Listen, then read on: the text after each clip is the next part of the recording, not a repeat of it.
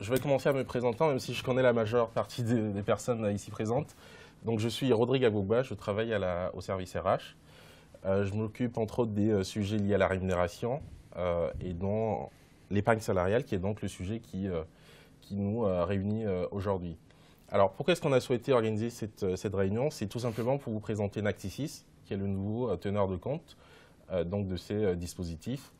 Historiquement, on était avec HSBC et CMCIC.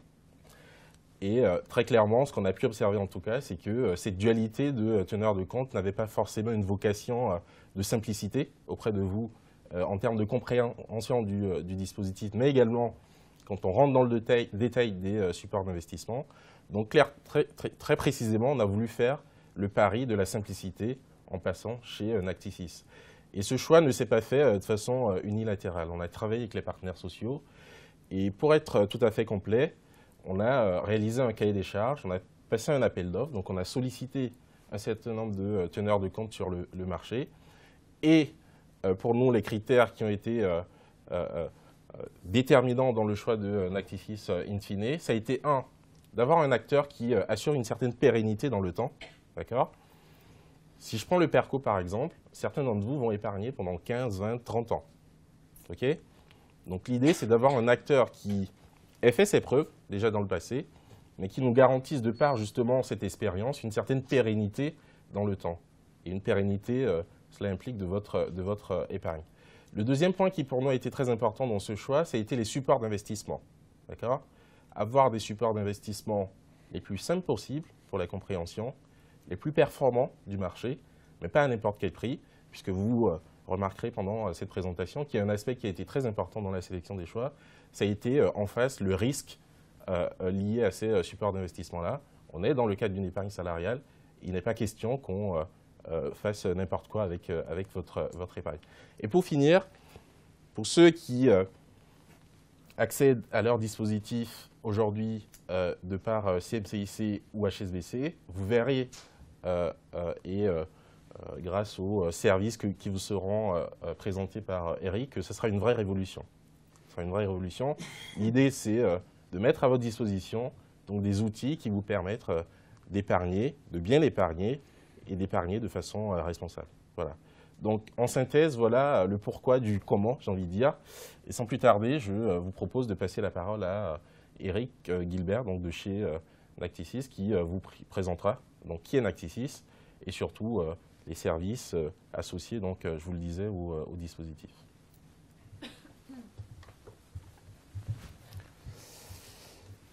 Merci beaucoup de m'accueillir. Bonjour à toutes et bonjour à tous. Donc, Eric Gilbert de Nacticis Interépargne. Donc, je suis le chargé d'affaires en charge de la relation avec l'entreprise Stago et on a suivi donc l'appel d'offres jusqu'à la sélection de l'acteur, de ce nouvel acteur dont le représentant est devant vous aujourd'hui. Donc, on va d'abord vous expliquer qui est Nacticis Interépargne, parce que quand on ne travaille pas dans le domaine de l'épargne salariale, c'est vrai que ce n'est pas évident de connaître les différents acteurs. Et puis ensuite, vous lisez le sommaire. On arrivera donc sur les différentes parties où on refera donc un point sur les fondamentaux de l'épargne salariale. Et bien entendu, on vous expliquera donc ce changement de gestionnaire et donc le transfert à venir. Alors, qui est Nacticis Interépargne? Donc, Nacticis Interépargne fait partie du groupe BPCE, donc Banque Populaire Caisse d'Épargne, un groupe constitué à 50% des banques populaires et 50% donc, des caisses d'épargne. Au sein du groupe BPCE, donc, il y a Natixis, donc la marque Natixis, qui porte l'ensemble des métiers financiers du groupe. Et parmi donc, ces métiers, il y en a un donc, qui est l'épargne salariale, qui existe déjà dans le groupe depuis presque 50 ans. On va bientôt fêter notre 50e anniversaire, qui est donc Nacticis Interépargne. Donc, comme vous le constatez, la marque qui est tout en bas, c'est celle qui est concernée aujourd'hui par cette réunion et celle qui va vous suivre et vous faire profiter de sa grande expérience. Alors, Nacticis Interépargne, c'est déjà pratiquement 3 millions de comptes salariés donc gérés sur la France. Donc l'épargne salariale étant un produit plutôt franco-français, une législation spécifique franco-française. Donc on a 3 millions de comptes qui sont aujourd'hui gérés en France, 65 000 entreprises clientes. Une véritable entité, une véritable entreprise à part entière, puisqu'il y a 457 salariés qui sont aux effectifs de Natixis Inter-Épargne aujourd'hui. Et puis, bon, ça ne parlera sans doute pas beaucoup, mais 31 milliards d'euros d'actifs conservés. Bon, voilà, c'est ce qui fait de nous un véritable acteur leader sur le marché, bien sûr, de l'épargne salariale. Et puis, ce n'est pas anecdotique, également 3,7 milliards de conservés sur le PERCO. Actuellement, donc, Natixis Inter-Épargne est le leader sur la gestion du PERCO. PERCO qui est présent dans le dispositif de Stago et donc qui est plutôt plébiscité par une aide à l'effort d'épargne de l'entreprise. Donc, pratiquement 50 ans d'existence. Ce qui est très important aussi, c'est de dire que Natixis Inter-Épargne utilise des outils propriétaires, c'est-à-dire que tout les logiciels, tout le service informatique de Natixis Inter-Épargne appartient à Natixis Inter-Épargne. Rien n'est sous-traité, d'accord. Dans ce domaine de l'épargne salariale, aujourd'hui, on assiste au fait suivant, c'est que beaucoup d'acteurs peuvent sous-traiter des prestations. Ici, tout est 100% traité en interne avec les outils du groupe. Et puis, être leader sur son marché, c'est bien, mais le rester, c'est mieux. Et donc, du coup, ça nous oblige tout le temps à innover, puisqu'on doit être en pointe de tout ce qui est innovation pour pouvoir avoir toujours cette longueur d'avance. Donc voilà, voilà aujourd'hui le rôle de Natixis Inter-Épargne et son positionnement. Numéro 2, en termes de gestion d'actifs, en termes de volume de milliards gérés, on va dire. Numéro 1, en termes d'épargne salariale solidaire, puisqu'on verra que dans votre fonds, vous avez également un fonds solidaire. Numéro 1 en termes de nombre de comptes gérés et surtout 13 gérants spécifiques qui sont là exclusivement pour traiter de la gestion de ce qu'on appelle les fonds communs de placement entreprise, ces fameux FCPE, ces fonds, ces supports d'investissement sur lesquels les salariés investissent leur épargne et font fructifier leur épargne. Voilà. Alors, Natixis Inter-Épargne, on a vu la partie vraiment tenue de compte. J'ai commencé à vous parler de la gestion. La gestion, ça se passe de la façon suivante. Effectivement, aujourd'hui, bon, on gère un peu plus de 834 milliards d'euros. Alors, dans ces 834 milliards d'euros, bien entendu, il n'y a pas que d'épargne salariale, mais on gère aussi de l'argent pour des caisses de retraite, des caisses de prévoyance, donc pour des institutionnels. On va créer énormément de choses, de fonds. Enfin voilà, donc tout cet argent est bien entendu représentatif des encours qu'on a actuellement sur l'ensemble du pôle Natixis. En épargne salariale, 13 gérants, je vous l'ai dit, donc spécifique à la gestion d'actifs de l'épargne salariale, parce que comme je me plais à le répéter, c'est une gestion particulière, on ne fait pas n'importe quoi avec l'argent des salariés et ça demande un type de gestion plutôt on va dire prudentielle. Donc du coup, on n'est pas là pour investir de façon délibérée sur des supports financiers, mais on a des comités de risque qui se réunissent de façon très rapprochée pour pouvoir juger du bien fondé de telle ou telle position en termes d'investissement. Et la particularité du groupe, c'est qu'on s'appuie, puisqu'on ne peut pas être spécialiste de tout, c'est le nom des entreprises que vous voyez en bas, donc qui sont sur différents secteurs géographiques, plutôt de la gestion européenne et des expertises de gestion européenne d'un côté, et puis des expertises de gestion principalement en Amérique et en Asie. Et vous voyez des marques en dessous. Alors les marques ne vous diront certainement pas grand-chose, mais ce sont des sociétés de gestion qui sont propriétés donc, du groupe Natixis, donc qui ont été rachetées pour leur expertise et donc qui sont aujourd'hui utilisées dans le cadre de la gestion des fonds communs de placement entreprise. Alors dans le cadre de Stago, il y a une entreprise qui s'appelle Mirova, donc en bas en bas à gauche. Mirova, c'est une entreprise qui est spécialisée dans l'investissement socialement responsable.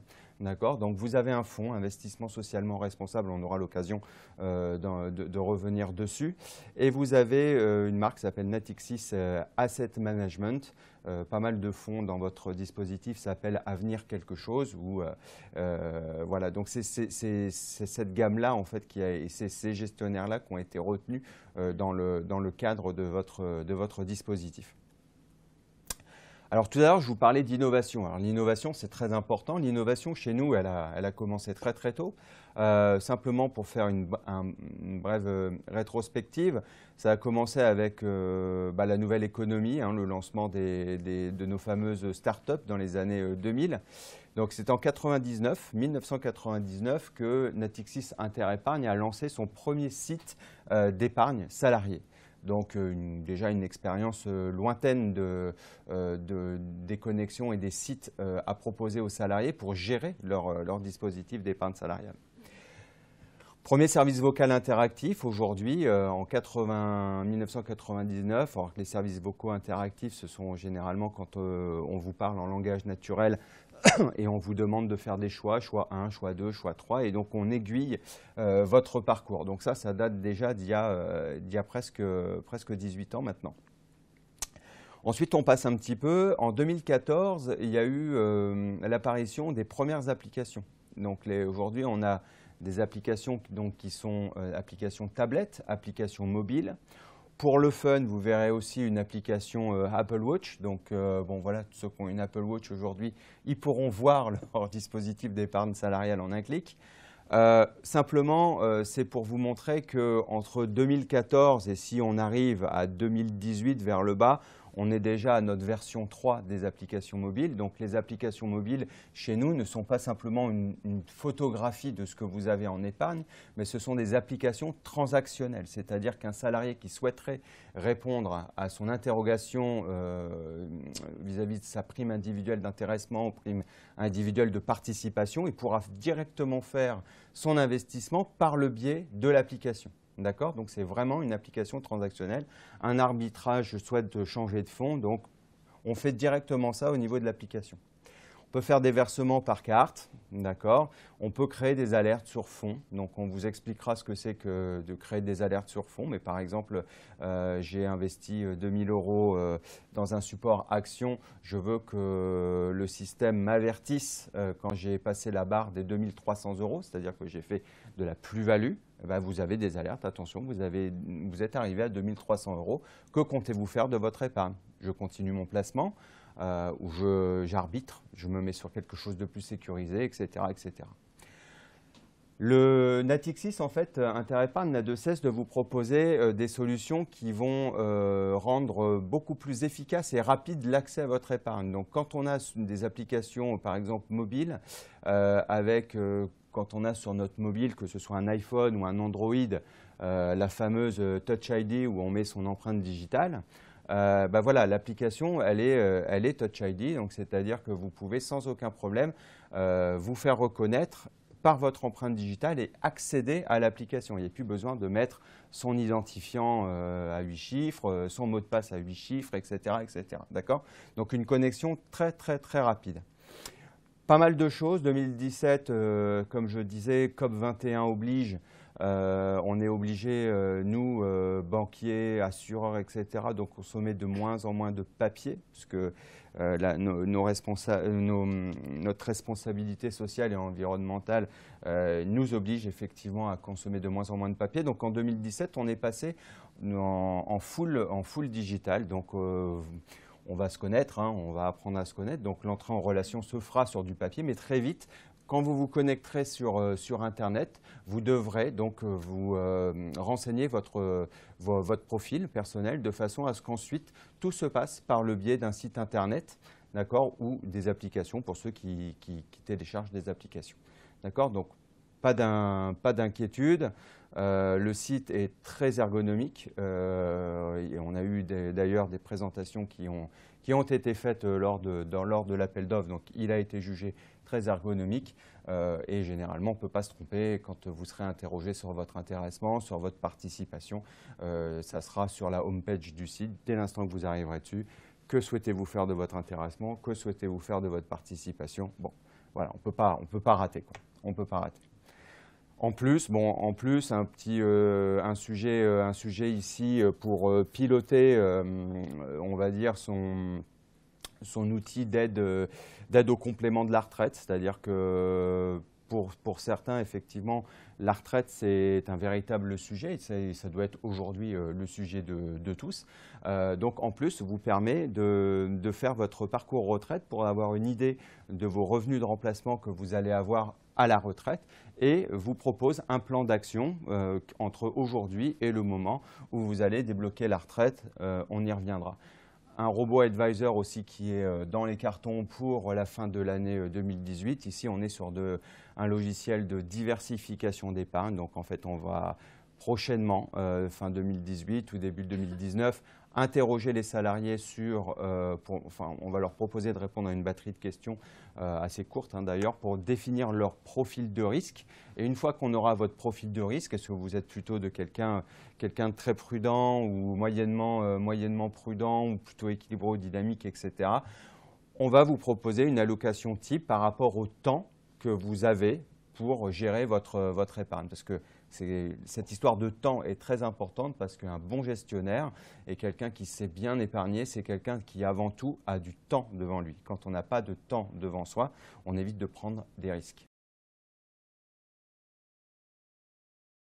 Alors, avant de rentrer dans le détail, ce qu'on vous propose, c'est de faire un petit rappel, finalement, de l'épargne salariale. Qu'est-ce que l'épargne salariale? Et surtout, qu'est-ce que l'épargne salariale chez Stago? Voilà. L'épargne salariale, c'est 3 choses essentielles à retenir. C'est les possibilités d'alimentation, donc ce qu'on appelle communément les sources d'alimentation des dispositifs. C'est ensuite les dispositifs, donc PEE, PERCO. Et enfin, c'est les possibilités de sortie. D'accord? Donc, si on commence par les sources d'alimentation, chez Stago, vous avez la possibilité d'investir sur le PEE et ou le PERCO votre intéressement. Donc, je fais une parenthèse là puisque c'est quelque chose de nouveau chez Stago. On a signé un accord d'intéressement l'année dernière qui est en plus social, donc chez Stago, dont le fonctionnement est comparable à la participation.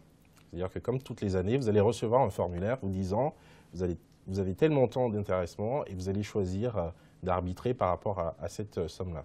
Donc, intéressement, participation, même chose. Vous avez la possibilité, je disais, de les mettre sur le PEE et ou le PERCO.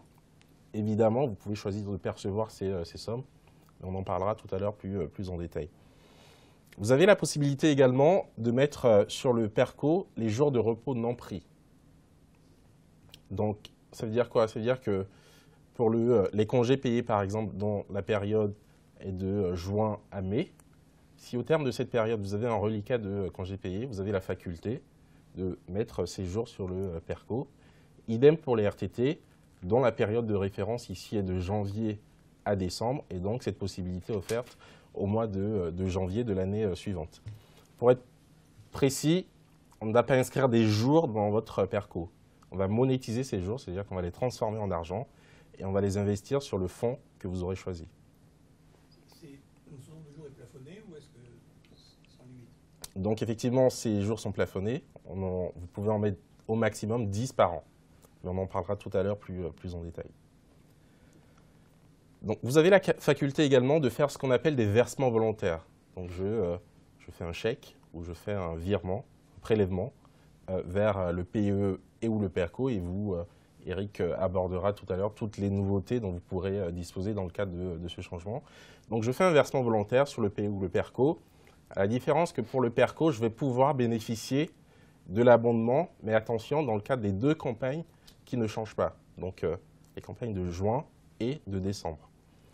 Donc, grâce à ces différentes sources d'alimentation, je vais sur le PEE ou le PERCO qui ont 2 philosophies différentes.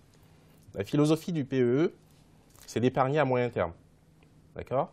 Et c'est pour cette raison que ce dispositif est bloqué pendant 5 ans, sauf cas de déblocage anticipé qu'on verra tout à l'heure. Pour ce qui est du PERCO, ici, la philosophie est plus à long terme, puisque l'objectif, c'est d'épargner pour sa retraite. D'accord? Donc, on est sur un horizon beaucoup plus long que le PE. Alors, je me permets, chaque fois que je parle du PERCO, un petit aparté. Chez Stago, c'est vrai que finalement, quand on regarde bien, l'épargne salariale est fléchée vers le PERCO, puisque c'est sur celui-ci qu'on a de l'abondement quand on fait des versements volontaires. Pourquoi? Parce qu'aujourd'hui en France, je ne sais pas si vous avez une vision précise des piliers, ce qu'on appelle les piliers de la retraite en France, avec le régime de base, les régimes Agir-Carco, et les possibilités dont vous disposez, telles que le PERCO, qui vous permettent de vous constituer une retraite complémentaire, qui prennent de l'importance encore plus à nos jours. Parce qu'on entend généralement des gens dire la retraite, je m'en occupe plus tard, une fois la cinquantaine passée ou je ne sais quoi. Mais en réalité, la retraite, le PERCO, ça doit être un sujet pour tous. Quand je prends une personne qui a encore aujourd'hui 30 à 35 ans à travailler, eh bien, cette personne ne pourra espérer qu'un taux de remplacement, en tout cas aux dernières simulations faites, ne pourra espérer qu'un taux de remplacement légèrement supérieur à 40%. Ça veut dire quoi? Ça veut dire que si le dernier mois d'activité, je gagnais 1 000 €, j'aurais une pension de 400 €. D'où l'importance de préparer sa retraite et dès maintenant. C'était la parenthèse. Donc, quand je vais sur le PE et ou le PERCO, en réalité, je vais sur des supports d'investissement qu'on appelle ici des fonds communs de placement d'entreprise. D'accord? On vous détaillera tout à l'heure les nouveaux fonds dont vous pourrez bénéficier avec ce changement chez Nactifis. Et donc, en fin d'épargne, j'ai deux possibilités. Je suis sur le PE et le PERCO. J'ai la faculté de sortir mon épargne sous forme de capital défiscalisé. Donc, je ne paye pas d'impôts. Je paye uniquement des prélèvements sociaux sur les plus-values. Donc, pendant toute la période, j'ai épargné 10 000 €. Je suis allé capter 1 000 € d'intérêt. Je paierai des prélèvements sur les 1 000 € uniquement. D'accord? Sur la totalité de mon épargne. Et pour ce qui est du PERCO, on a une seconde possibilité qui est de sortir donc son épargne sous forme de rente. Alors, c'est quoi la rente? La rente, c'est j'ai épargné pendant 30 000 € pendant toute la période. Je décide de confier ces 30 000 € à un assureur. Je n'ai plus 30 000 €. Et en contrepartie, cet assureur s'engage à me verser une somme, donc on appelle rente, jusqu'à mon décès. Évidemment, son calcul sera tablé sur la table de mortalité, sur mon sexe, puisque les femmes, paraît-il, vivent plus longtemps que les hommes. Donc, l'assureur va prendre en considération tous ces éléments et va décider d'un montant de rente qui me servira jusqu'à mon décès. C'est-à-dire que si je vis pendant très longtemps, c'est tant mieux pour moi. Si je vis pas très longtemps, c'est tant mieux pour l'assureur. Et donc, c'est ça la rente. Et ici, la rente sera partiellement fiscalisée. C'est-à-dire que si j'ai 100 € de rente, je vais déclarer chaque année, en tout cas en l'état des choses aujourd'hui, 40 € qui seront soumis à imposition. Donc, je pense que ça ne vous surprendra pas si je vous dis que 99,9% des personnes sortent leur épargne sous forme de capital. Parce qu'ils préfèrent ne pas payer d'impôts, c'est somme toute logique.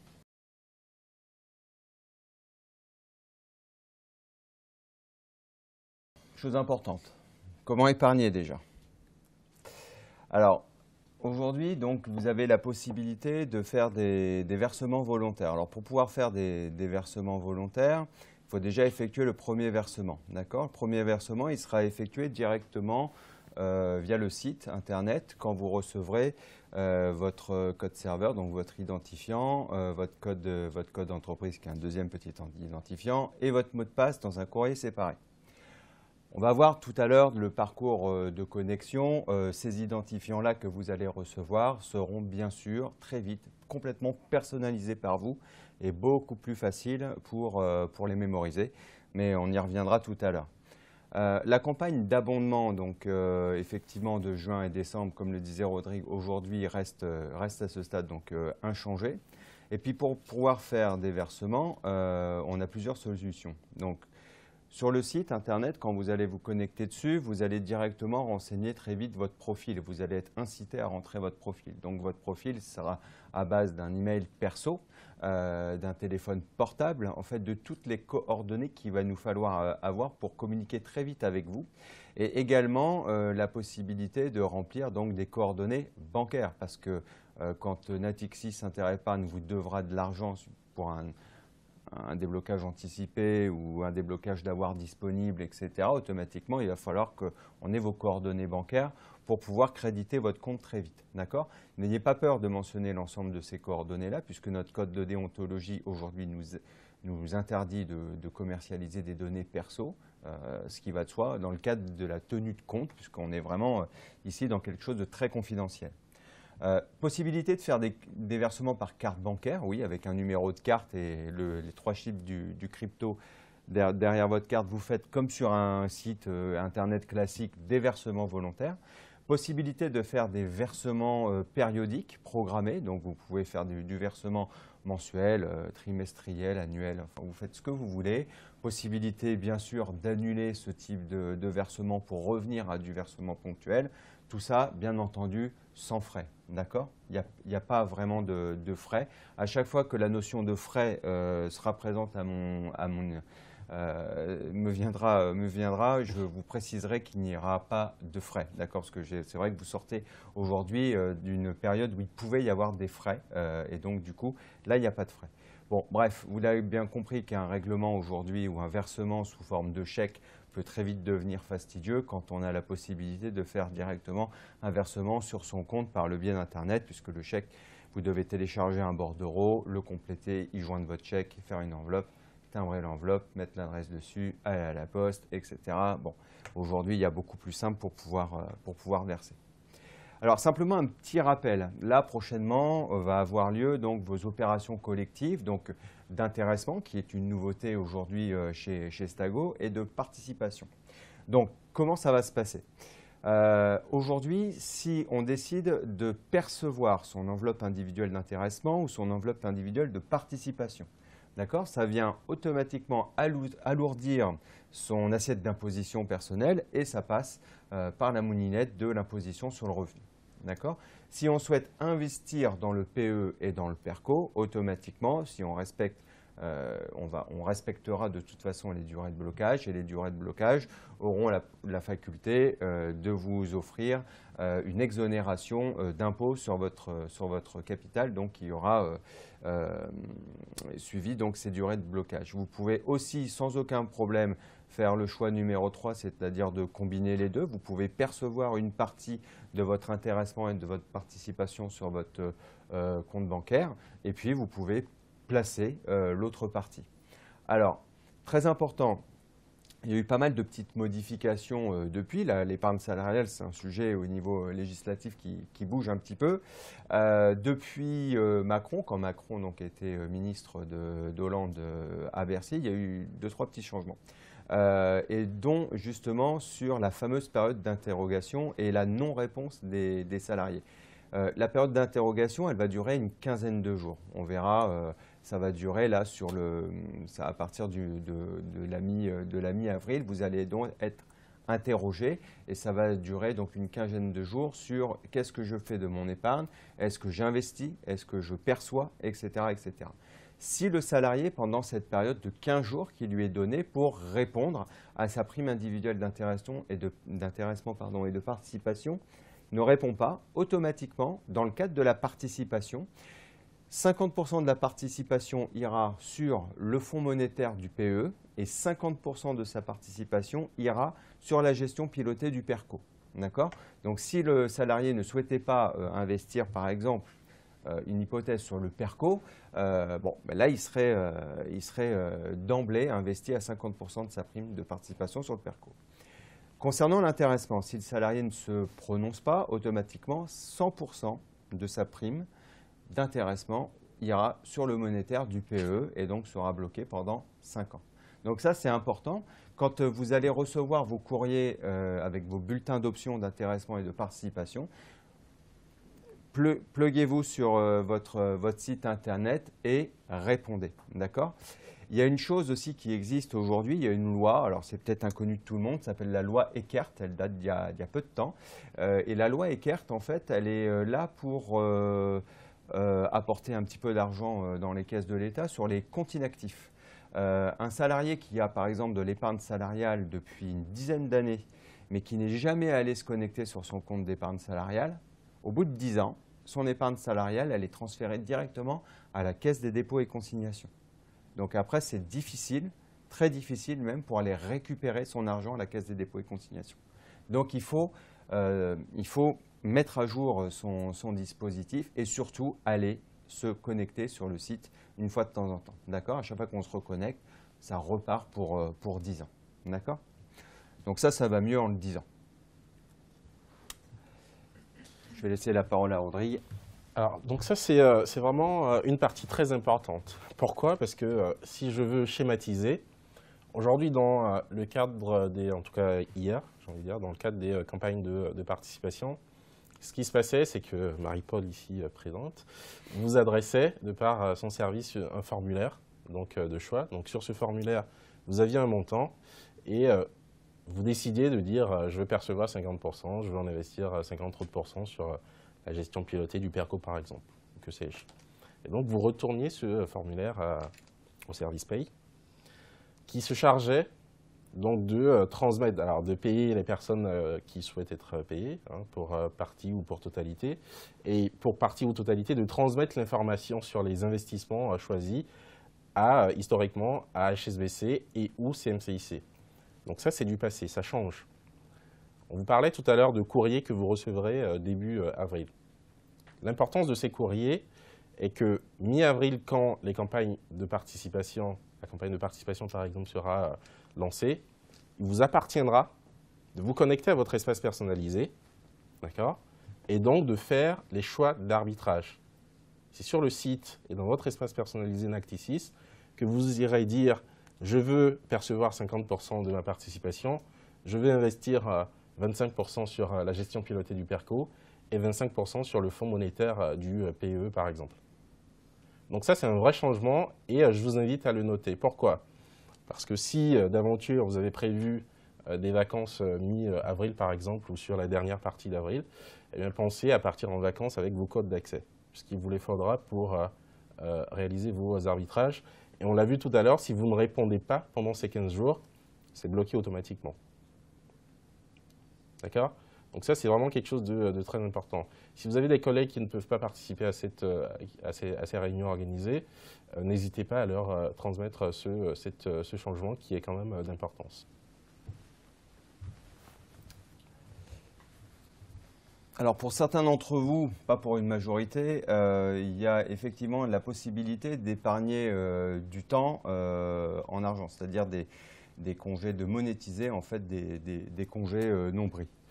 Aujourd'hui, les campagnes donc, de janvier et de juin, les RTT en janvier et les congés payés en juin, ça reste inchangé et comme les années précédentes, ce sera traité par le service paie. D'accord ?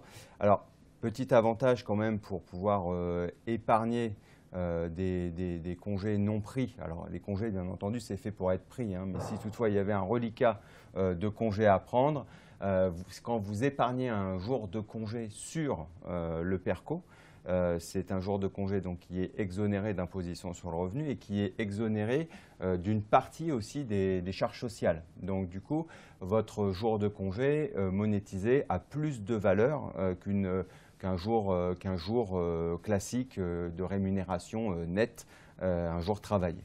D'accord ? Alors, sur quel placement financier investir? Ça, c'est important parce que c'est un pavé donc, qui a beaucoup changé et c'est vrai que ça a fait partie des discussions importantes lors de l'appel d'offres. Alors déjà, comment épargner? De façon très simple, c'est que vous avez deux possibilités. Pour le PE et le PERCO, vous avez la possibilité, c'est nous qui vous laissons la main, de choisir de la gestion libre pour le PE et de la gestion libre sur le PERCO, sur les fonds de votre choix. On va voir les fonds tout à l'heure. Donc là, c'est vous qui pilotez votre épargne et c'est vous qui choisissez un fonds, 2 fonds, 3 fonds, parce que vous pouvez bien entendu panacher votre investissement sur différents fonds. C'est vous qui choisissez. Sur le PERCO, la possibilité de faire de la gestion bien entendu libre, on l'a vu, mais également de la gestion pilotée. Et si vous le voulez bien, on verra tout à l'heure en détail ce que c'est qu'une gestion pilotée du PERCO, de façon à ce que vous fassiez bien la différence entre une gestion libre, PE-PERCO, et une gestion spécifique retraite pour le PERCO piloté. Alors, les 5 fonds communs de placement entreprise, les 5 FCPE ouverts aujourd'hui dans votre dispositif sont identiques sur le PE et seront exactement donc les mêmes sur votre PERCO. D'accord? Donc, 5 fonds sur le PE qui seront 5 fonds identiques sur votre PERCO. Alors, ils sont numérotés. Alors, on ne les a pas numérotés bêtement. Hein. Cette numérotation correspond à une notation de l'échelle de risque de l'autorité des marchés financiers. L'autorité des marchés financiers oblige les gestionnaires à noter en classe de risque leurs fonds et ça va de 1 jusqu'à 7. D'accord? Donc, vos fonds chez Stago vont de 1 jusqu'à 5, voire 5, 6. Ça dépendra du fonds Action Monde et de sa volatilité. Mais ne rentrons pas dans un cadre technique. Vous l'aurez compris ici, sur on va dire la ligne qui va vers le haut, on parle de niveau de risque. Et ensuite, sur la ligne qui va de la gauche vers la droite en bas, on parle d'horizon de placement et de durée de placement. D'accord? Donc, vous l'aurez compris, plus un fonds commence à monter en classe de risque, plus automatiquement il est conseillé, vivement conseillé, de le placer sur une échelle de temps un petit peu plus longue que 3 ans. D'accord? On prend le cas ici, par exemple, de Natixis, donc ES monétaire. Natixis ES monétaire, c'est un fonds, donc, comme son nom l'indique, monétaire. Les fonds monétaires, à l'heure actuelle, sont plutôt négatifs, légèrement négatifs, moins 0,30, moins 0,40 pour certains. Donc, automatiquement, on ne peut pas dire qu'on va gagner beaucoup d'argent en plaçant sur du monétaire. Et même, c'est plutôt le contraire, on va même s'appauvrir si on reste tous les ans sur du monétaire. Il est bon de rappeler qu'un placement monétaire, c'est un placement court terme, d'accord? Généralement, un fonds monétaire, c'est un placement conseillé sur 1 jour, voire 3 mois maximum, d'accord? Si on a beaucoup plus de temps devant soi, ça ne sert à rien de rester sur du monétaire, autant aller chercher des fonds qui sont en classe de risque supérieure. Alors, il a été demandé un fonds intermédiaire, c'est-à-dire défensif par rapport au monétaire, tout en restant très peu risqué. C'est le fonds Avenir Modéré. Donc, lui, il est en classe 2, d'accord? Il a beaucoup de monétaire, donc c'est la partie verte. Il a du taux en bleu. Alors, le taux, c'est tout ce qui est marché obligataire, d'accord? Là, on est sur des obligations. Et il a entre 5 à 10% en actions. D'accord? Donc, simplement pour avoir un petit effet booster, modeste, vu on va dire sa diversification assez réduite sur le domaine des actions. Mais voilà, il a la possibilité de performer un petit peu plus que le monétaire et donc de choisir d'avoir cette faculté d'être un fonds plutôt refuge à la baisse de rendement des produits monétaires. Ensuite, on va passer sur un risque 3. Donc, on est sur un fonds qui s'appelle Impact ISR Rendement Solidaire. Alors, ISR, ça veut dire investissement socialement responsable. Tout à l'heure, je vous montrais donc les différentes sociétés de gestion. Là, par exemple, ici, c'est un fonds qui est géré par la société donc, de gestion Mirova, spécialisée dans l'investissement socialement responsable. Alors, l'investissement socialement responsable, qu'est-ce que c'est? C'est un investissement qui va... pour faire très simple, observer des critères environnementaux, sociétaux et de gouvernance stricts. D'accord? par exemple, chez Natixis Interépargne, et donc la société de gestion Mirova, il est formellement interdit d'investir dans tout ce qui est société pétrolière, dans les sociétés d'armement, par exemple, ou dans les sociétés ayant de peu ou de loin affaire à l'industrie du tabac. D'accord ? Par exemple, c'est quelques exemples de restrictions d'investissement de ce type de fonds. Donc, on est vraiment sur de l'investissement socialement responsable, qui est labellisé en plus, il y a le petit logo que vous voyez en dessous, c'est le CIES, donc le comité intersyndical de l'épargne salariale, qui regroupe en fait 5 organisations syndicales et qui tous les ans labellise le type d'investissement et juge du bien fondé de la tenue de l'investissement socialement responsable. Et puis dans ce fonds, vous avez une petite partie en jaune, 5 à 10%, qui favorise ici, donc 5 à 10% de l'actif du fonds est investi dans des entreprises qui favorisent l'emploi et l'insertion sociale. C'est une petite partie solidaire qui est obligatoire depuis janvier 2010 et donc qui est obligatoirement présente au sein d'un dispositif salarial. Donc c'est dans ce fonds-là que cette petite partie d'investissement solidaire est portée. Donc un fonds, on va dire, investissement socialement responsable et en plus donc solidaire. Et ici, dès l'instant qu'on est sur ce type de fonds, automatiquement, la durée de placement recommandée, elle commence à aller à 3 ans. D'accord ? Puisqu'à l'intérieur, vous avez environ 25% d'actions. Là, on sera sur de l'action européenne de la zone euro et hors zone euro. Et puis, vous avez ensuite une diversification sur du monétaire et sur des marchés obligataires. Ensuite, en niveau 4, on monte un petit peu sur la courbe. Là, ici, espérance de placement plutôt entre 3 et 5 ans, mais plutôt 5 ans. On est sur un fonds à 50-50, 50% obligataire et 50% sur de l'action zone euro ou hors zone euro. D'accord ? Donc là, on est vraiment sur du 50% obligataire et action. Donc, un investissement effectivement qui va, comme je le disais, aller plus vers du 5 ans de visibilité, on va dire, devant soi.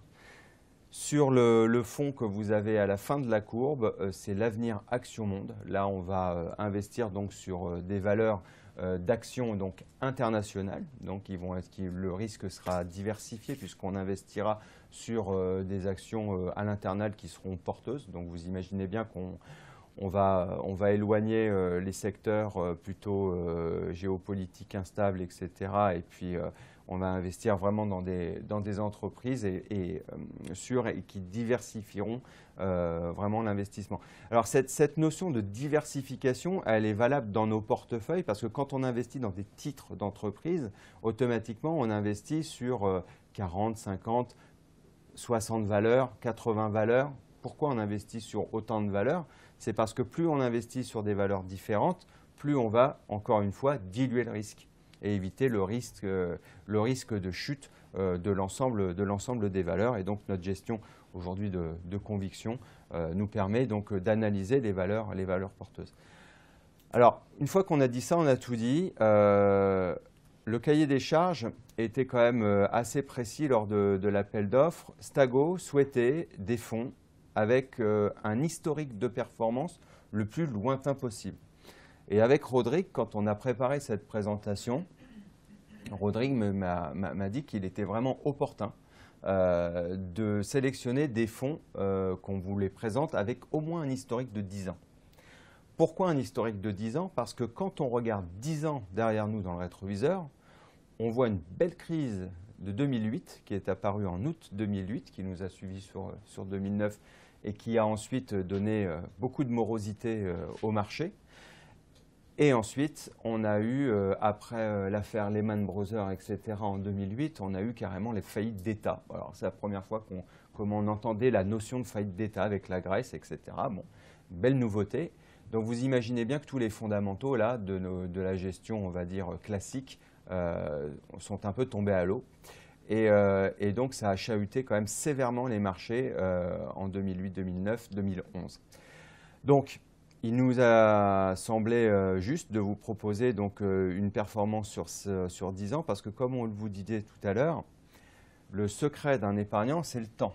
plus il a du temps devant soi, plus en fait il va être capable de passer ces fameuses turbulences sur les marchés financiers. Alors quand on regarde par exemple, bon, le monétaire, on l'aura bien compris, alors le YTD, ça veut dire year to date, c'est la performance depuis le début de l'année. Comme les performances sont actualisées au 31 janvier, parce que quand on a préparé la présentation, c'était actualisé au 31 janvier, ça veut dire qu'est-ce que ça a fait du 1er janvier, on va dire, hein, jusqu'au 31 janvier. Donc le monétaire, il a fait moins 0,03, donc pour vous dire qu'on est vraiment collé sur du zéro. Et quand on regarde le monétaire sur 10 ans, il y avait encore des anciens papiers, etc., on est à 5,55, ok, mais sur 5 ans, on est à 0,22. D'accord. Donc quand on place sur du monétaire et qu'on y reste pendant toute une période de blocage sur son PE, bah 0,22, ça ne fait pas rêver, quoi. Le fonds diversifié, lui, défensif, qui vient pallier à ce manque de rendement du marché monétaire, il est un tout petit peu plus péchu, si je me l'expression, sur 10 ans. Bon, on est à 7,09. Sur 5 ans, on dépasse les 1. Vous voyez, ça reste quand même un fonds très sécurisé et très prudent dans son placement. Dès l'instant qu'on va monter sur la courbe et qu'on va attaquer donc, le fonds en risque 3 sur 7 impact, ISR, donc l'investissement socialement responsable, dès l'instant qu'en plus du monétaire, de l'obligataire, on va y rajouter 25% d'actions, d'accord, et ben, automatiquement, la performance commence à s'en ressentir. Sur un an, 4,10, c'est une très belle performance. Sur 5 ans, 5,11, on les prend quand même, enfin sur 3 ans, pardon. Et puis sur 5 ans, tout de suite, on est presque à 20% et sur 10 ans, 35%. D'accord. Donc là, on est vraiment sur un fonds, on va dire, patrimonial, pour ceux qui ont du temps devant soi, plutôt prudent. D'accord. Et puis, dès l'instant qu'on commence à mettre 50% d'actions, tout de suite, ça change parce qu'effectivement, les valeurs et les performances sur 10 ans, elles décollent avec pratiquement 70% sur 10 ans sur le fonds équilibre et sur le fonds Action Monde, on est à 93%. D'accord. Encore une fois, effet 2008, effet 2011. Donc, le temps a permis de gommer, tout simplement, les 2 gros trous d'air qu'on a eus pendant ces 2 grosses crises qui ont vu les actions dégringoler de plus de 40% à chaque fois. D'accord. Juste quelques commentaires sur les 2 slides qu'on vient de voir. Si je reviens sur cette courbe, effectivement, Eric parlait tout à l'heure du cahier des charges qu'on a rédigé. On avait des objectifs en demandant aux teneurs de compte qu'on a sollicités, aux gestionnaires qu'on a consultés, cette spécificité ou plutôt cette grille de support d'investissement. Les objectifs étaient ceux-ci. Le premier, c'était la simplicité. Je le disais en début de séance. Une fois que vous avez compris la composition du fonds Avenir Équilibre, qui est composé de 50% d'obligations, 50% d'actions, avec une période d'épargne conseillée de 3 à 5 ans, vous n'avez plus à vous reposer la même question pour un éventuel fonds diversifié dans le cadre du PERCO, si vous étiez sur le PE. D'accord? Donc, dans le cadre du PERCO comme du PE, vous avez exactement les mêmes supports d'investissement en gestion libre. OK? Et le deuxième objectif poursuivi était d'atteindre l'ensemble des profils d'épargnants. Donc, je ne suis pas du tout à l'aise avec le risque. Je suis sur du monétaire. Je vais chercher un tout petit peu finalement de préservation de mon épargne sur l'avenir modéré. Et je suis un peu plus à l'aise, en guillemets, avec les marchés. Je vais un peu plus loin avec Avenir Équilibre ou Avenir Action Monde, par exemple. Donc l'idée, c'était très clairement cela. Le deuxième message que je souhaitais passer, c'est dans ce tableau-ci. Effectivement, et là également, je le disais en début de séance, on a voulu mettre à votre disposition les fonds les plus performants du marché, mais pas à n'importe quel prix. On a par exemple recalé des fonds qui nous ont été proposés qui n'existaient pas depuis plus de 10 ans, tout simplement parce qu'on ne peut pas mesurer la capacité du gérant à traverser des périodes compliquées. Et ici, on a en tout cas, on a pu, au regard de l'expérience de ces fonds, mesurer leur capacité à résister à des périodes difficiles. Voilà. Donc, ces 3 messages à partager avec vous et finalement vous mettre à l'aise avec le sujet. L'idée, une fois encore, ce n'est pas de mettre à votre disposition des fonds, peu importe finalement leur composition, au prétexte qu'ils soient performants.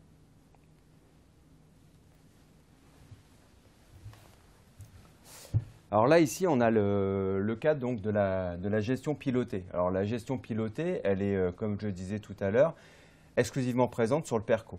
D'accord? Donc cette gestion pilotée, elle est présentée sous la forme d'une grille. Vous avez donc du 0 à 100%, ça c'est pour la partie, on va dire, support d'investissement. Et puis le 40 qui va jusqu'à 0, c'est quoi? C'est simplement le temps qui reste à courir jusqu'à la retraite. D'accord? Alors, les fonds que vous avez sur le côté, je ne vous demanderai pas de les retenir par cœur parce que ça n'a absolument aucun intérêt, mais c'est ce qui se cache à l'intérieur du moteur de la gestion pilotée. Alors, en framboise, on a l'avenir Action Monde, celui qu'on va retrouver dans votre dispositif. En gris, on a l'avenir Action Euro PME, donc un fonds héritage de la loi Macron qui investit donc dans le financement des PME. En bleu, on a l'avenir obligataire et en vert, le Natixis ES monétaire. Alors, qu'est-ce que ça nous apprend tout ça? Ça nous apprend que si je me positionne, par exemple, à 20 ans de la retraite, et si je commence à épargner, donc le chiffre 20 dans l'horizon d'investissement avant la retraite, qu'est-ce qu'on voit? On voit qu'on est investi à 80% sur le fonds Framboise Avenir Action Monde, à 10% en autres fonds Action Euro PME, qui portent des titres donc de PME, et à 10% sur du marché obligataire. D'accord? Et puis si je commence à m'intéresser à ce qui se passe entre 20 ans et 15 ans, ben, on commence à voir que la courbe se désensibilise, donc commence à chuter sur l'exposition en actions. D'accord? Au profit de quoi? Plus je m'approche de la retraite, plus l'action, la courbe descend, et donc on se désensibilise sur le marché donc action, parce que la retraite commence à approcher, d'accord? Et donc plus un événement se rapproche, plus il faut réduire la voilure et prendre le moins de risques possible. Et donc on assiste à quoi? À une augmentation donc de la part obligataire, la part des placements donc obligataires, ici en bleu.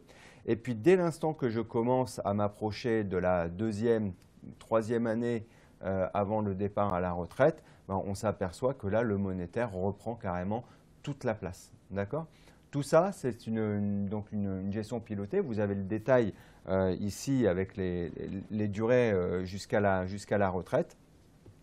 Et donc, tout simplement, quand vous allez vous connecter sur le PERCO et si vous faites le choix de la gestion pilotée, vous indiquez donc une date de départ en retraite. Et par rapport à cette date de départ en retraite, les gérants, de façon automatique, là c'est nous qui pilotons, vont gérer de la façon suivante. Et donc, tous les trimestres, en fait, il y a un rebalancement des positions.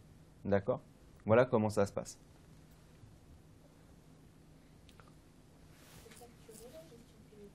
Pardon? Alors non, là j'ai oublié de le dire, c'est gratuit.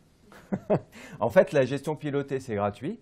Vous pouvez sortir du cadre de la gestion pilotée. Après, vous sortez aux conditions de marché. Hein, donc voilà, et vous pouvez retourner sur de la gestion libre. Vous pouvez aussi faire, je ne sais pas si j'ai dit, autant d'arbitrage que vous voulez dans l'année, changer de fonds, changer de support d'investissement. Tout est complètement gratuit. D'accord? Vous pouvez en faire 365 dans l'année, ça sera gratuit. D'accord? Il n'y a pas de droit d'entrée non plus, hein, d'accord? Il n'y a pas de, quand vous versez 1 € sur un fonds, c'est 1 € qui est versé et épargné, d'accord? Il n'y a pas de prélèvement, il n'y a rien du tout. La gestion pilotée, c'est toute la somme qui est prise? Quand on fait de la gestion pilotée, oui, c'est la somme que vous octroyez à la gestion pilotée qui sera dans le cadre de la gestion pilotée, oui. On peut déterminer une somme à piloter et l'autre… Bien entendu, bien entendu. Vous pouvez effectivement choisir de la gestion pilotée et de la gestion libre. Comment disposer de son épargne? C'est intéressant quand même, parce que épargner c'est bien, mais de temps en temps on peut avoir besoin de son épargne. Donc du coup, ça va mieux en revoyant les points. Le PE, je ne vous fais pas l'affront de vous dire que c'est bloqué pendant 5 ans, d'accord? Donc à partir du moment où aujourd'hui je mets de l'argent dessus, je ne pourrai le récupérer qu'après 5 ans. La condition, c'est qu'après cette durée de blocage, l'argent que j'ai mis sera complètement défiscalisé. hors prélèvements sociaux, CSG, CRDS, voilà, sur les plus-values de 17,2%. Comme le disait Rodrigue, voilà, si j'ai placé 2000 € et si j'ai eu 2000 euros, enfin j'ai eu 200 € de plus-value, ça sera que sur les 200 € qu'on me prélèvera 17,2% sur les plus-values. Bon, petite 9 cas de déblocage hein, pour le PE, sachant que sur les cas qui vont de 2 à 6, donc mariage ou conclusion d'impact, ce qui est un cas de déblocage. À chaque fois, quand je parle de cas de déblocage anticipé, on sort en capital net d'impôt, hein, d'accord? Que ce soit clair pour tout le monde. Naissance ou adoption du troisième enfant, d'accord? Divorce, séparation, etc., mais à condition d'avoir un enfant, au moins un enfant à charge.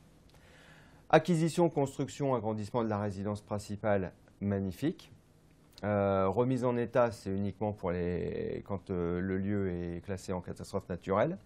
En 6, création ou reprise d'une entreprise. Pour ces cas-là, bon après le 7, invalidité, décès, surendettement, ok, c'est un peu moins sexy. Donc au moins pour les cas 2 à 6, il faut qu'ici, le fait générateur, il ait eu lieu au moins dans les 6 mois de la demande de déblocage. D'accord ?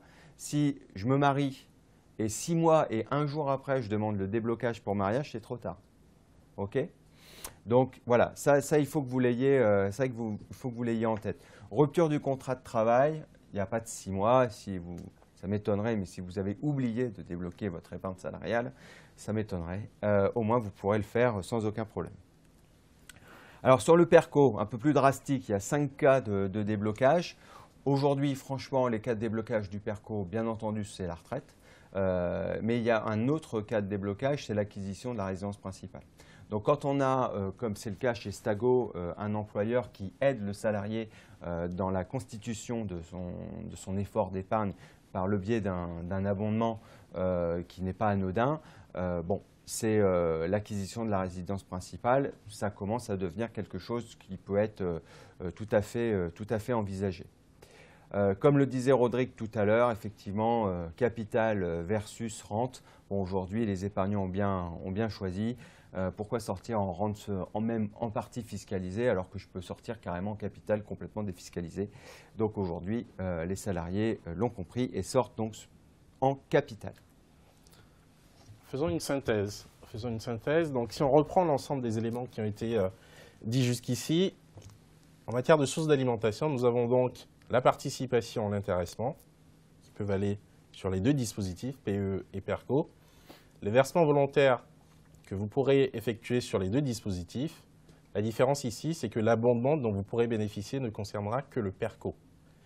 Vous avez la faculté de transférer des jours de repos, on l'a dit, vers le PERCO. Sachez-le, quand vous avez de l'avoir disponible sur le PE, vous avez la possibilité de le transférer vers le PERCO. Alors évidemment, pour bénéficier de l'abondement, il conviendra de récupérer cette somme et d'effectuer le versement au moment des campagnes de juin et de décembre dans le cadre donc, des versements de l'abondement. Donc PE, PERCO qui vont se matérialiser par deux types de gestion. La gestion libre, donc on va retrouver sur les deux dispositifs et je le rappelle avec les mêmes supports d'investissement, simplicité absolue, et la gestion pilotée avec ce mécanisme de désensibilisation du risque au fil du temps et qu'on s'approche du départ à la retraite qui généralement est donc l'horizon de constitution d'une épargne dans le cadre du PERCO. Enfin, pour ce qui est de la sortie, la possibilité de sortir sous forme de capital défiscalisé pour le PE et pour le PERCO, et pour les plus téméraires, j'ai envie de dire, cette faculté de sortir son épargne sous forme de rente dans le cadre du PERCO, vous l'avez noté, partiellement fiscalisé. Pour le PERCO, est-ce que l'abondement sera fait uniquement dans le cadre de versements volontaires? Donc l'abondement ne vaut ici que dans le cas des versements volontaires. D'accord? Donc il n'y a que les versements volontaires, et puis pour être tout à fait précis, dans le cadre des campagnes de juin et de décembre. Puisque vous l'avez noté désormais avec Nacticis, vous aurez la faculté de mettre en place des prélèvements automatiques tous les mois par exemple. En tout cas, en l'état des choses, telles sont les possibilités dont vous disposez.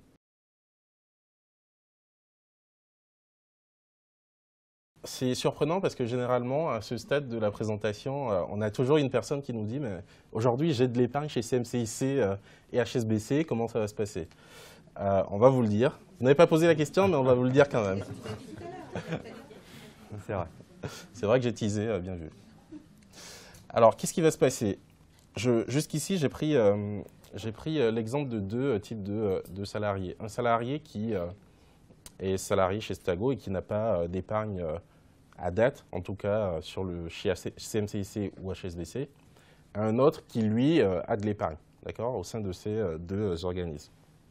Donc, le premier salarié va recevoir dès, on l'a dit, début avril, un courrier avec ses accès. Dès début avril, va pouvoir rentrer en relation avec Nacticis, va opérer pour toutes les actions à suivre avec Nacticis. Donc, on aura les campagnes de participation, les campagnes d'intéressement, on aura les campagnes de jours de repos pour les congés payés, on aura les campagnes de versement volontaire pour bénéficier de l'abondement au mois de juin. Donc, il y aura plein de choses qui vont pouvoir se passer ces 2 prochains mois, j'ai envie de dire, avec Nacticis, très important. Et ensuite, ce même salarié pourra dire « mais attention, j'ai aujourd'hui 10 000 € d'épargne chez HSBC au sein du fonds HSBC EE Équilibre. » Qu'en adviendrait-il? Eh bien, pour ce salarié, il n'a absolument rien à faire. Ce qui va se passer, c'est qu'on va procéder à ce qu'on appelle un transfert collectif des fonds, mais vers des fonds miroirs chez Nacticis. C'est-à-dire qu'on n'a pas la faculté, si chez HSBC je suis sur du fonds monétaire par exemple, de transférer mon épargne vers un fonds action. Non, on va transférer mon épargne vers un fonds de même nature, donc un fonds monétaire chez Nacticis. Et c'est ce qu'on va faire. Donc concrètement, ça veut dire que toutes les personnes qui ont de l'épargne dans les fonds monétaires chez HSBC et CMCIC verront leur épargne automatiquement transférée vers le fonds Nacticis ES monétaire. Idem pour les personnes qui aujourd'hui sont sur le fonds solidaire d'HSBC, on transférera leur fonds, leur épargne vers ISR rendement solidaire. On aura une petite particularité, si vous l'avez noté, dans dans les supports d'investissement qu'on vous a présentés, il n'y a aucun fonds qui soit 100% obligataire. Il s'avère qu'aujourd'hui, chez HSBC, on a un fonds 100% obligataire, c'est le fonds HSBC EE Obligations. Donc, toutes les personnes qui ont de l'épargne sur ce support d'investissement verront cette épargne transférée vers un fonds chez Nacticis qui s'appelle Avenir Obligataire, qui n'est pas dans notre dispositif d'épargne salariale. Ça veut dire quoi? Ça veut dire que ces personnes-là ne pourront de même, par exemple, pas souscrire, c'est-à-dire faire des versements sur ce fonds, puisqu'il n'est pas ouvert à souscription dans notre dispositif d'épargne salariale. Par contre, ils pourront dire, pour une meilleure lisibilité de mon épargne salariale, je vais transférer cette somme vers le fonds diversifié Nacticis, par exemple. D'accord? Donc, pas de possibilité de rentrer, de souscrire à ce fonds obligataire, mais une possibilité d'en sortir pour les personnes qui seraient concernées. Ensuite, donc les personnes qui sont sur les fonds diversifiés HSBC et CMCIC iront vers Avenir Équilibre. Et pour celles qui sont donc sur les 2 fonds Action Europe, on ira vers le fonds Action Monde. Donc voilà ce qui va se passer. Et là, vous avez une question. Pourquoi il s'appelle 6, l'Avenir Action Monde, alors qu'il était 5 tout à l'heure? Alors, oui, c'est une petite coquille, c'est que je pense qu'il a dû être noté 6 à un moment donné dans le document d'information clé pour l'investisseur. C'est un petit recto verso qui fait état du fonds. C'est un fonds vraiment qui va osciller entre le 5 et le 6, parce qu'il est vraiment en fin de 5. Voilà. Très bonne remarque. Par contre, vos fonds actions, vous, que ce soit chez CMCIC ou HSBC, ils sont bien en classe 6. Alors, ce transfert, sous quel calendrier s'opérera-t-il? Parallèlement à tout ce qu'on a dit jusqu'ici, donc les différentes campagnes et tout ce qui va avec, les personnes qui ont de l'épargne aujourd'hui chez HSBC et ou CMCIC vont recevoir un courrier. De façon parallèle, j'insiste sur cela. Leur disant, vous avez de l'épargne, sachez-le, on va procéder à un transfert collectif de votre épargne chez Nacticis. Je vous préviens, le courrier que vous recevrez sera plutôt barbare. C'est-à-dire que l'AMF oblige les gestionnaires à toute une documentation. Donc vous allez découvrir le détail des fonds, le détail technique des fonds. Voilà, ce sera hyper lourd. Ceci dit, on va simplifier cette communication puisque vous aurez une petite communication en accompagnement, beaucoup plus pédagogique et plus compréhensible, qui vous expliquera justement les étapes clés. Et les étapes clés, il y a un point particulièrement à retenir, c'est celui de la période qu'on qualifie de blackout. C'est-à-dire que dans le cadre de ce transfert, on aura globalement 15 jours de blackout. Vous avez ici cette période qui correspond à la deuxième ligne, donc de fin mai à début juin. Globalement, on sera dans ce calendrier-là. On n'a pas les dates précises, parce que Nacticis continue à négocier avec HSBC et CMCIC pour être sur un calendrier définitif. On n'a pas les dates précises, mais on sera dans ces eaux-là. Admettons que cette date, du moins cette période, ce soit du 31 mai au 15 juin. D'accord? Ce qui va se passer, c'est que pour toute opération que vous avez à faire sur votre épargne actuelle chez CMCIC ou HSBC, si vous avez une action à mener avant le 31 mai, il faudra vous adresser à HSBC ou CMCIC. Donc j'ai engagé une procédure d'acquisition de la résidence principale et je veux débloquer mon épargne aujourd'hui chez CMCIC dans le cas du PERCO. Eh bien, je m'adresse à CMCIC si ma demande, je l'effectue avant le 31 mai. D'accord? Au 31 mai, HSBC et CMCIC vont tout bloquer. Parce qu'il faut bien qu'ils fassent les comptes, qu'ils fassent un sum-up des sommes à verser à Nacticis, ensuite qu'ils procèdent au transfert. Et donc, les 15 jours qui suivront, ça veut dire que rien ne pourra se passer pour ces sommes-là. D'accord? Chez CMCIC et HSBC. Et à partir du 15 juin, vous allez retrouver vos valeurs chez Nacticis avec la possibilité d'opérer, mais désormais avec Nacticis. D'accord? Ce qui va se passer, c'est qu'on va cloner votre épargne chez CMCIC ou HSBC. Admettons que j'avais 5 000 € sur le fonds diversifié d'HSBC, dont 3 000 étaient disponibles. Je vais retrouver 5 000 € dans le fonds diversifié donc chez Nacticis avec 3 000 € de disponibles. D'accord? Vous ne repartez pas sur une nouvelle période de blocage de vos fonds. On va vraiment cloner ce qui existait chez Nacticis. OK? Est-ce que ça, c'est clair pour vous? C'est un point quand même important. Donc la campagne du 5 juin, il sera reporté alors du coup? Il ne sera pas reporté, mais effectivement, on va assurer une certaine cohérence dans l'ensemble des calendriers. D'accord?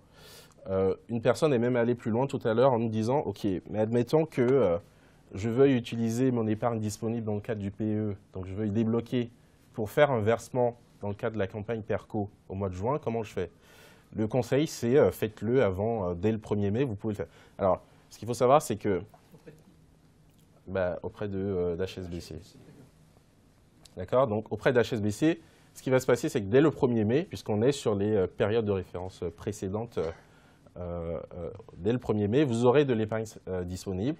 Si vous voulez utiliser cette épargne pour faire des versements, n'attendez pas le 31 mai, quoi. Faites-le dès le début du mois de mai.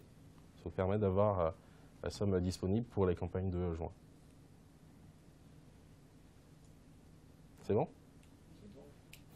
Mais si on veut bénéficier de l'abondement, donc on est obligé d'attendre quand même. Oui. Enfin, c'est-à-dire qu'effectivement, aujourd'hui, c'est une situation qui ne change pas par rapport à ce qu'on connaît. C'est-à-dire qu'on est obligé d'attendre les campagnes de juin et de décembre pour bénéficier de l'abondement sur le PERCO. Voilà. Ça sera toujours début juin Pour tout vous dire, vous aurez l'information très rapidement.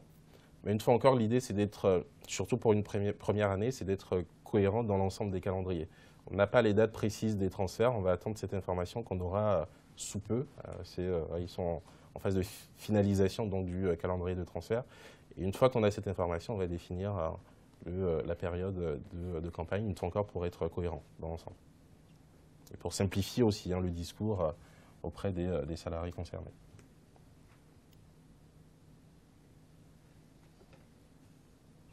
Pas d'autres questions? J'ai une question concernant les 5 FCPE présentés. À partir de quel niveau de risque on ne perd pas 100% du capital dans le cas du PE? À partir de À partir de quel FCPE on ne perd pas 100% du capital? En fait, du monétaire. C'est 100%, c'est ça, et après ça. Ah non, non, alors, mais attention, il n'y a pas de garantie de capital. Nous, ce que vous a dit Eric jusqu'ici, c'est attention, en fonction du temps dont vous disposez pour épargner, faites les bons choix d'investissement. Ce qu'on peut d'ores et déjà vous dire, c'est que sur le monétaire, on est sur des performances négatives, on paye le coffre-fort. Voilà. Après, quand on regarde les performances, ce qu'on peut observer, c'est qu'à partir d'un niveau d'exposition 3, donc le fonds diversifié impact ISR rendement solidaire, on commence à avoir de la performance. On commence à avoir de la performance, mais à condition de respecter l'horizon de placement. D'accord? Ça veut dire quoi? Ça veut dire que si je vais sur Venir Action Monde, que j'y reste pendant 2 semaines et que je sors, pendant 2 semaines, peut-être que je suis sur une pente descendante, j'aurai de la performance négative. Ce qu'on peut observer là, c'est que si j'y reste pendant 1 an, pendant 3 ans, pendant 5 ans ou 10 ans, bah, je suis sur une performance positive. Et ça, c'est un fait. Okay? Donc, il n'y a pas d'engagement de performance. Il n'y a pas d'engagement de retrouver, en guillemets, son épargne. Mais il y a une cohérence d'ensemble qui est respectée, en tout cas jusqu'ici, qui est de respecter les horizons de placement dans le cadre de son épargne. D'accord? Comment on peut savoir quand est-ce qu'il faut sortir d'un fonds pour aller dans un autre fonds? Si vous l'avez remarqué, donc 2 choses, le PE et le PERCO. Pour ce qui est du PE, effectivement, on est obligé d'être en gestion libre. D'accord? Une fois encore, on vous a expliqué la philosophie de chacun de ces fonds. L'objectif, ce n'est pas de faire yo-yo, ce n'est pas de changer de fonds tous les mois. D'accord? Donc, ça veut dire que quand vous rentrez dans le dispositif, vous vous posez la question à ce moment-là, quel est mon objectif d'épargne? Est-ce que je sais que je suis certain, en guillemets, on n'est jamais certain, mais est-ce que j'y vais en tout cas en me disant, je sors dans 5 ans, donc au moment de la disponibilité. Et dans ce cas, par rapport à ce qu'on vous dit là, une fois encore, ce que je dis là n'a pas valeur de conseil, tout simplement d'interprétation. Ce qu'on peut observer, c'est que les fonds qui permettent à horizon 3 à 5 ans d'être relativement bien performants, c'est à partir d'un niveau 3. D'accord? Et donc, je me dis, je vais vers ce fonds. Okay. Par contre, si 5 mois plus tard, je décide de débloquer, ou du moins je me mets dans un projet d'acquisition de ma résidence principale, et je me dis, dans 2 mois, je vais débloquer mon épargne pour financer, je n'ai certainement pas intérêt à rester exposé en action. Dans ce cas, je reviens sur du monétaire pour sécuriser mon épargne et être sûr qu'au moment du déblocage, je serai sur une valeur sensiblement proche de celle que je dispose au moment précis où je prends cette décision. La question, c'est à quel moment je sais, à une semaine près, on peut être en bas, à quel moment je sais. Ce que vous diraient les financiers, c'est si je veux aller vers de l'action, j'achète au plus bas. C'est ce que vous dirait un financier. OK? Généralement, une courbe action voilà. Donc, ce qui vous serait conseillé par un conseiller patrimonial, ce serait d'acheter au plus bas et de vendre au plus haut. Après, est-ce que nos objectifs de vie capent toujours avec la courbe d'une action? Ça, c'est autre chose.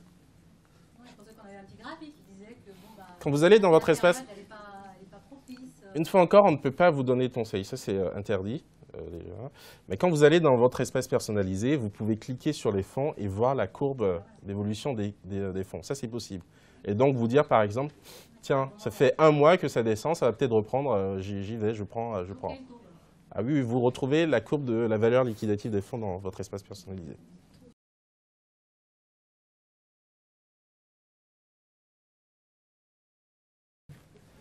Bon, les 4 canaux de communication, vous l'avez compris, aujourd'hui, on est sur des solutions vraiment mobiles, donc avec l'iPad, téléphonie et puis même Apple Watch pour le clin d'œil, du web, bien entendu. Quand on n'a pas les coordonnées des salariés et qu'on ne dispose que d'une adresse, automatiquement, il y aura le courrier qui sera présent pour aller chercher, donc, pour aller diffuser l'information auprès du salarié. Et puis, il y a toujours un centre d'appel, parce que c'est vrai que notre baseline, c'est digital, mais infiniment humain. Donc effectivement, résolument humain, pardon. Et donc vous avez toujours 82 téléconseillers qui sont basés à Caen, dans le Calvados, qui sont là pour répondre à vos appels et à vos demandes. Bon, bref, aujourd'hui, pour faire simplement une rétrospective, qu'est-ce qu'il est possible de faire sur le site au niveau de la consultation et au niveau des transactions? J'ai envie de dire quasiment tout. Sur le site, aujourd'hui, vous pouvez consulter vos avoirs, donc par dispositif, par fonds. Vous avez par date de disponibilité vos avoirs. Vous pouvez aussi aller chercher l'historique de vos avoirs. Si vous avez besoin d'imprimer un document, etc., sans aucun problème, vous avez un document PDF qui est téléchargeable et imprimable.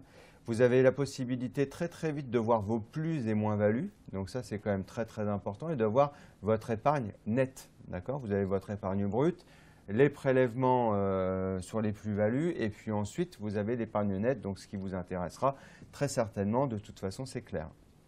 Vous avez aussi la possibilité de voir un tableau de bord abondement, donc une espèce de jauge qui va vous situer à quel moment dans l'année vous avez atteint un certain niveau d'abondement et quelles actions restent encore à faire si vous le souhaitez pour pouvoir aller chercher le reste d'abondement, d'accord, par rapport à la formule d'abondement de l'entreprise. Tout ça, ça sera bien expliqué.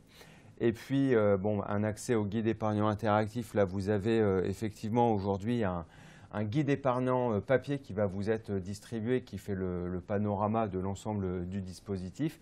Et il sera également téléchargé sur le site. Donc, vous pourrez aller le visualiser puisque le papier, je pense qu'on le fait aujourd'hui, mais que un guide papier, au bout de 2 ans, 3 ans, ça peut vite devenir désuet. Donc voilà, donc ça sera directement sur le site. Vous pourrez faire appel à un conseiller virtuel interactif qui s'appelle Thomas, voilà, qui est là. C'est comme Siri, Thomas, il répond à toutes les questions. Et surtout, il vous dépanne très très vite et très très bien quand on est un peu perdu sur le site.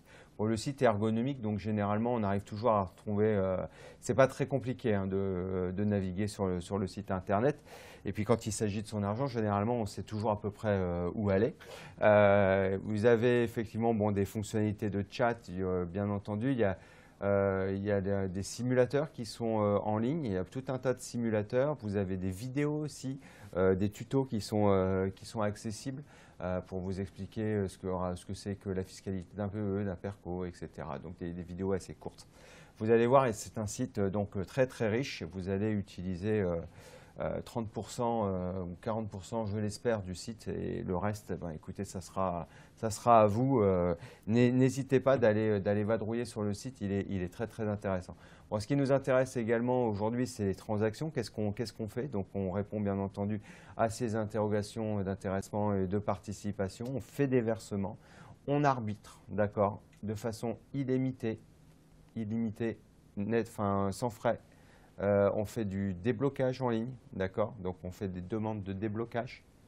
Combien de temps, par exemple? Les moments de déblocage, bah, les blocages, c'est si vous avez des avoirs disponibles, voilà, vous pouvez les débloquer à n'importe quel moment, au rythme que vous souhaitez. C'est très rapide. Ah oui, très bien.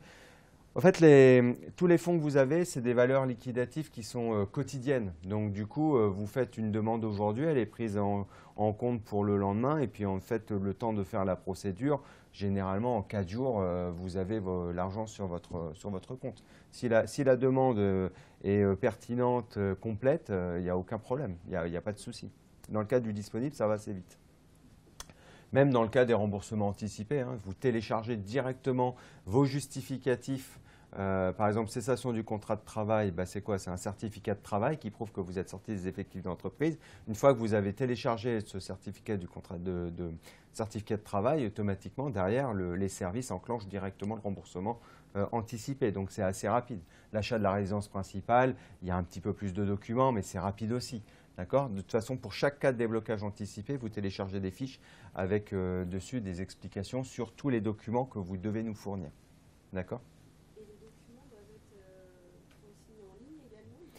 Les documents peuvent être transmis en ligne et peuvent être transmis par papier, comme vous le souhaitez. D'accord? Seulement par papier, bah, il y aura le délai postal, il y aura l'acheminement, il y aura le dépouillage sur place.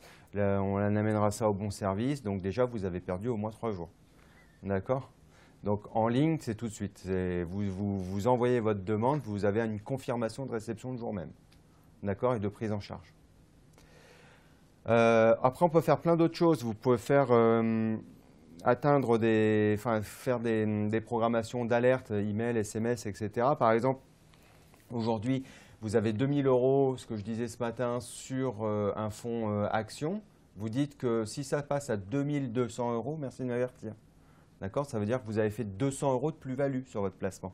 Et donc après, si vous avez envie de cristalliser, on va dire, votre plus-value et de replacer sur un fonds plus sécurisé, vous avez tout à fait la possibilité de le faire. Donc ça, c'est des alertes.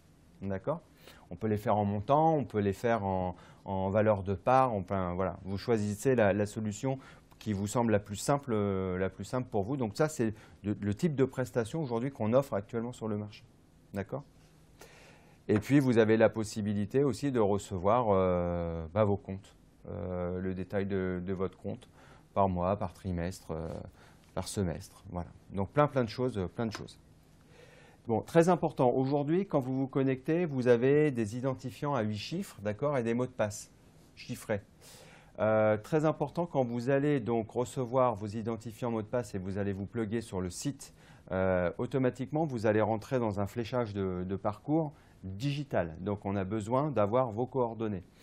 Donc, vos coordonnées, c'est votre mail, votre téléphone, etc., vos coordonnées bancaires. Mais, très important, votre identifiant, vous allez recevoir un identifiant qu'on appelle un code serveur et un code entreprise plus un mot de passe. Ça en fait beaucoup, hein.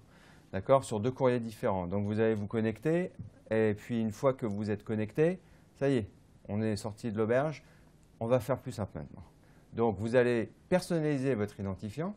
Et votre identifiant, on oublie les identifiants à 8 chiffres, vous mettez votre adresse email. Votre identifiant, c'est votre adresse email perso. D'accord? Vous ne pouvez pas l'oublier. Et votre mot de passe, ça sera un mot de passe à 8 chiffres. D'accord? Qu'on vous demandera aussi également de personnaliser, qui pourra être identique à des mots de passe que vous utilisez par ailleurs sur d'autres sites. D'accord? Donc, personnalisation complète. Bon, la plateforme téléphonique, elle est joignable de 8h30 jusqu'à 18h. Il parle 8 langues là-bas, du côté de Caen. 82 postes de téléconseillers, on l'a compris. Il y a un accueil, bien sûr, en langage naturel. Il y avait avec 60 000 questions-réponses déjà d'enregistrer. Donc, avec de simples mots-clés, vous allez pouvoir être aiguillé très rapidement. Pas de souci. Vous avez aussi la possibilité d'accéder à un temps pause, de demander un code d'accès qui va vous être envoyé par SMS. Et une fois que vous avez le code, le numéro, vous composez le numéro et vous êtes prioritaire sur des plateformes téléphoniques. Bon, bref, il y a plein de choses. Seulement, en épargne salariale, le gros rush, c'est le mois de mai et début juin, on va dire, hein. Donc, mois de mai, début juin, vous imaginez 3 millions de salariés en France qui appellent 82 téléconseillers. Je peux vous assurer que les téléphones fument, enfin les oreillettes et les casques fument. Donc, du coup, soyez un petit peu patient, mais de toute façon, on fait notre possible pour répondre le plus rapidement possible aux appels des uns et des autres. D'accord ? Voilà, donc simplement le petit clin d'œil aussi sur En Plus, ça c'est quelque chose qui est accessible directement sur votre site épargnant. Là, on est plus axé effectivement retraite, perco. Donc c'est un outil qui va vous permettre de vous informer sur la retraite. Possibilité par exemple de, je ne sais pas si certains d'entre vous ont peut-être reçu le relevé individuel de situation de la CNAF, de la Caisse d'assurance vieillesse. Et donc, il va vous permettre de calculer très rapidement votre revenu de remplacement que vous aurez donc à la retraite et la projection de vos revenus qui seront versés jusqu'à la retraite. Vous pourrez ajuster si vous pensez avoir une rémunération qui augmente vraiment beaucoup ou plutôt quelque chose de stable. Et donc là-dessus, ça va vous donner vos montants de retraite que vous comptez, que vous aurez au déblocage des droits à la retraite. Et puis surtout, ça va vous donner la possibilité d'établir un plan d'action pour pouvoir économiser et pallier donc à ce manque de rémunération pour la retraite. Donc voilà, produit complètement facultatif bien entendu. Ceux qui sont très intéressés par la retraite, je vous invite à utiliser ce dispositif. Et gratuit. Et gratuit. Et tout est gratuit. Et le guide aussi qui vous sera remis est gratuit aussi. En fait, quand on parle de gratuité ou, ou non gratuité, aujourd'hui, les frais de tenue de compte sont pris en charge par Stago.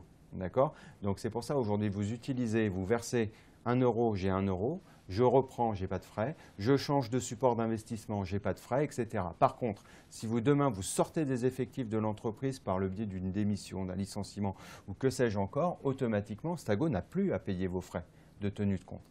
Et automatiquement, aujourd'hui, c'est 30 euros qui sont prélevés par an, d'accord, sur votre dispositif d'épargne salariale. Donc, ça veut dire que même si vous quittez l'entreprise, vous avez la possibilité d'utiliser votre dispositif comme un dispositif d'épargne classique, d'accord. Et si demain, vous, salarié, vous partez dans une autre entreprise avec un PE et un PERCO, vous rapatriez votre PE et votre PERCO par le biais d'un transfert individuel. Là, on parle de transfert collectif, mais il y a aussi la possibilité de faire des transferts individuels et vous rapatriez votre argent avec votre historique, etc. etc.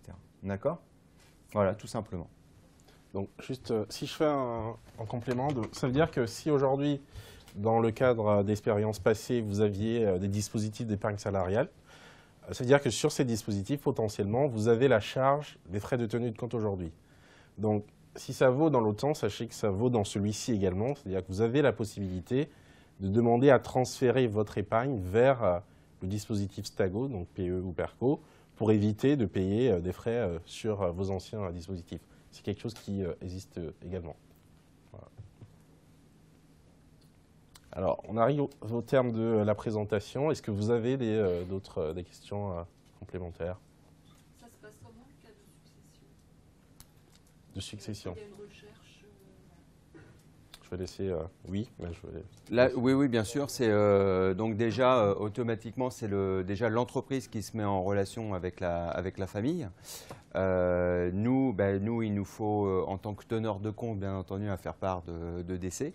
Et à ce moment-là, l'argent qui est détenu sur l'épargne salariale rentre dans le calcul de l'actif successoral. Donc, c'est le notaire en fait qui fera donc le calcul de l'actif successoral. Voilà, on n'est pas dans le cadre de l'assurance vie, hein, donc du coup, il n'y a pas de bénéficiaire. Bon, c'est la famille directe, époux, épouse, enfant, voilà. On ne peut pas mettre de priorité dans le... Non, il n'y a pas de clause bénéficiaire.